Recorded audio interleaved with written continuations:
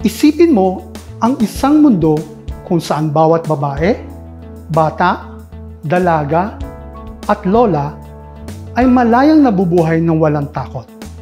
Sa kasamaang palad, malayo pa sa ganitong katotohanan ang hinaharap ng maraming kababaihan sa Pilipinas dahil patuloy pa rin nilang nararanasan ang iba't ibang uri ng karahasan. Ikaw, ano ang magagawa mo para sila ay maprotektahan? Ang Philippine Information Agency ay kaisa sa 18-day campaign to end violence against women na naglalayong magbigay boses sa kababaihan at labanan ang anumang uri ng pang-aabuso. Paalala ito na ang bawat isa sa atin ay may kakayahang maging bahagi ng pagbabago upang matulungan silang mamuhay ng walang takot at diskriminasyon. Simulan natin ang pagbabago ngayon. Sa bawat aksyon at suporta, sama-sama tayong magtaguyod ng isang ligtas at makatarungang mundo para sa ating mga kababaihan.